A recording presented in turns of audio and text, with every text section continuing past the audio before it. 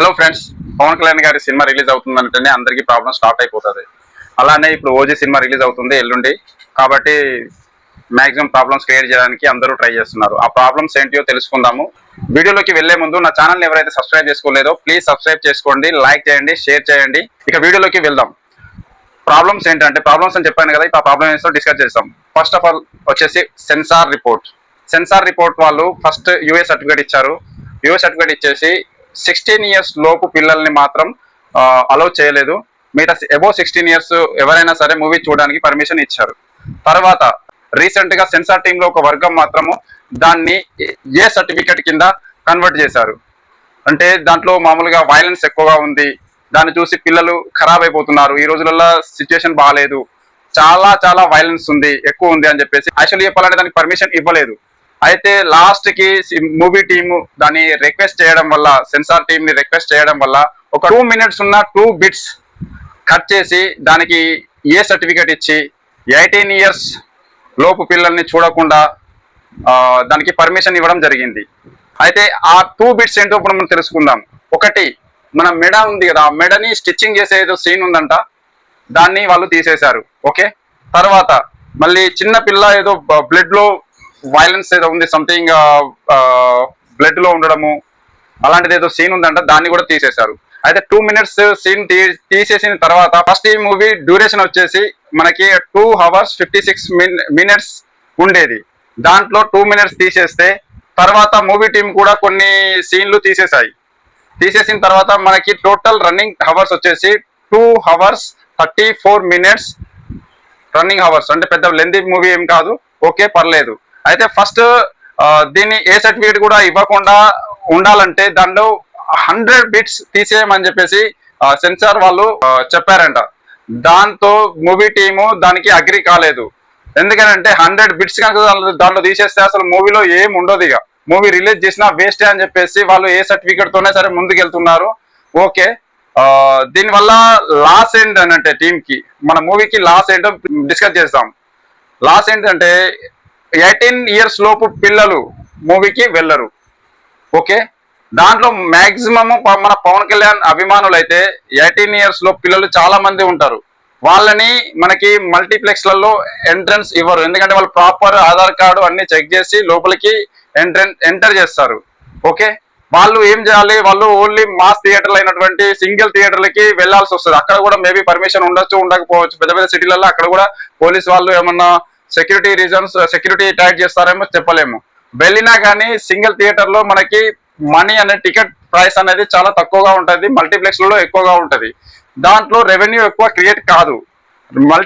Multiplex లో ఎవరైతే ఎక్కువ రష్ ఉంటుందో అక్కడే మనకి రెవెన్యూ అనేది క్రియేట్ అవుతుంది. ఈ రోజులలో థియేటర్లలో కూడా అది ముందు సీట్లు అనేది ఏవైతే ఉంటాయో అవి మామూలుగా తగ్గించేసి వెనక సీట్లు పెంచేశారు. అంటే మనీ ఎక్కువ ఉన్నాయి, బాల్కనీ సీట్లు అట్లాంటివి పెంచేశారు. అయితే మాస్ పీపుల్ అందరూ ముందు సీట్లలోకే వెళ్తారు. ఓకే. వాళ్ళ అంటే ఏంటి, ప్లేస్ అనేది చాలా తక్కువగా ఉంటుంది, రెవెన్యూ అనేది చాలా తక్కువ క్రియేట్ అవుతుంది. మళ్ళీ తర్వాత సెకండ్ వన్ వచ్చేసి ఈ ఏ సర్టిఫికేట్ ఇవ్వడం వల్ల ఫ్యామిలీ ఆడియన్స్ వెళ్ళలేని పరిస్థితి ఉంటుంది. ఎందుకంటే ఫ్యామిలీ వెళ్ళాలి అంటే పిల్లల్ని తీసుకొని వెళ్ళాలి, పిల్లల్ని తీసుకుపోయే ఛాన్స్ లేదు అక్కడ. కాబట్టి ఫ్యామిలీస్ వెళ్ళడానికి కూడా చాలా తక్కువ ఛాన్స్ ఉంటుంది. ఫ్యామిలీ వెళ్ళకపోతే మూవీ అనేది అసలు రెవెన్యూ క్రియేట్ కాదు. ఎందుకంటే ఎప్పుడైతే మాస్ పీపుల్ ఎంతమంది ఉంటారు, మాస్ పీపుల్ బ్యాచిలర్స్ కానీ, మాస్ పీపుల్ కానీ, ఏంటి జెంట్స్ కానీ సింగిల్ గా వెళ్తే ఎక్కువ కలెక్షన్ రావడానికి ఛాన్స్ ఉండదు. అదే మామూలు ఫ్యామిలీ ఆడియన్స్ కనెక్ట్ అయితేనే సినిమా బిగ్గర్ హిట్ అవుతుంది. కాబట్టి ఫ్యామిలీ ఆడియన్స్ కూడా వెళ్ళలేరు. ఇది ఒకటి మైనస్ పాయింట్ అయింది. తర్వాత ఇంకొకటి వచ్చేసి మన ఆంధ్రాలో రీసెంట్ గా తెలిసింది ఏంటంటే, ఆంధ్రాలో బెనిఫిషరీ షో ఏదైతే ఉందో ప్రీమియర్ షో 1 o'clock నుండి తీసేసి నైట్ ఎర్లీ మార్నింగ్ 1 o'clock కి వేస్తుండే కదా, అది తీసేసి 10 గంటలకి వేశారు. 10 గంటలకి వేయడం వల్ల ఏమవుతుందనంటే 10 గంటలకు సినిమా స్టార్ట్ అయిపోయిందంటే 11, 12, 1 1 o'clock వరకు సినిమా కనుక రిలీజ్ అయిపోతే తర్వాత మనకి అది ఫ్యాన్సే కాకుండా, నాలాంటి ఫ్యాన్సే కాకుండా సినిమా చూడడానికి క్రిటిక్స్, వైసీపీ బ్యాచ్ వీళ్ళందరూ సినిమాకి వెళ్తారు. సినిమాకి వెళ్ళడం వల్ల ఏమవుతుంది అంటే బయటకు వచ్చేసి cinema super duper block buster hit అయినా కానీ బయటకు వచ్చేసి నెగిటివిటీ స్ప్రెడ్ చేయడానికి ట్రై చేస్తారు. వాళ్ళు ఎంత ట్రై చేసినా అది సినిమా హిట్ అనే టాక్ వస్తే 2-3 days తర్వాత అయినా సరే అది పికప్ అందుకుంటే అది వేరే విషయం. కానీ ఇలాంటి పెద్ద సినిమాలకు ఏమవుతుంది అంటే ఫస్ట్ 2 days 3 days చాలా ఇంపార్టెంట్. ఆ రోజులలోనే మామూలుగా కనెక్షన్ మాక్సిమం మనీ అనేది ఎన్ని చేసుకోవడానికి ఛాన్సెస్ ఉంటాయి. తర్వాత ఏమవుతుందంటే ఇది చాలా మైనస్ పాయింట్ లా మారిపోయింది. ఇప్పుడు మనం తెలుసుకుందాము యాక్చువల్ గా దీనికి పెట్టిన బడ్జెట్ ఎంత, ఇప్పటివరకు ఎంత ప్రీ బుకింగ్స్ లో వచ్చేసాయి ఇప్పటివరకు, మళ్ళీ తర్వాత డిజిటల్ రైట్స్, షార్ట్లెట్ రైట్స్, తర్వాత మనకి ప్రీ బిజినెస్ ఎంత జరిగింది అనే దాని గురించి తెలుసుకుందాము. ఫస్ట్ ఆఫ్ ఆల్ దీనికి బడ్జెట్ వచ్చేసి 250 crore అని చెప్తున్నారు. అందులో 100 crores మన పవన్ కళ్యాణ్ గారికి, 150 crores లోనే మేకింగ్, డైరెక్టర్, మిగతా అన్ని ఉన్నాయి. దీనిలో మేజర్ గా ఎక్కువ బడ్జెట్ తీసుకునే ఆర్టిస్ట్ ఎవరు లేరు. ఇమ్రాన్ హష్మీ మాత్రమే మేజర్ గా పవన్ కళ్యాణ్ తర్వాత కొంత తీసుకున్నట్టుగా తెలుస్తుంది. తర్వాత మాక్సిమం ప్రొడ్యూసర్ అయితే ఇందులో లాస్ లోకి వెళ్ళడానికి ఛాన్స్ లేదు. సినిమా ఫ్లాప్ అయినా ఏమైనా కానీ ఆల్మోస్ట్ ఫ్లాప్ కాకూడదని ఆశిస్తాము. కాకపోతే ఏంటంటే ఇప్పుడు క్రియేట్ చేస్తున్న వీళ్ళు సూపర్ డూపర్ హిట్ అయినా కానీ కలెక్షన్ పరంగా కొంచెము వెనక తిరుగుని చూడాల్సి వస్తుందేమో అనిపిస్తుంది, సెన్సార్ వల్లనో ఇంకా మిగతా విషయాలలో కొన్ని. ఇప్పుడు మాట్లాడుకుందాము.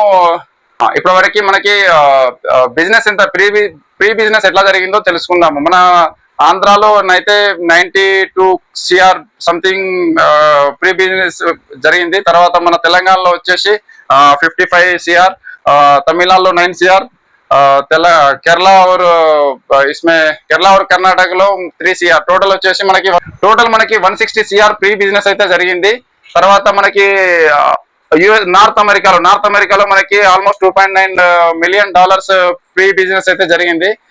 దాంట్లో ఏమైందనంటే 2.9 million అంటే ఆల్మోస్ట్ ఒక 30 crore అనుకోండి. అంత కలుపుకొని ఆల్మోస్ట్ ఒక 190 crore వరకు మనకి ప్రీ బిజినెస్ అయితే జరిగింది.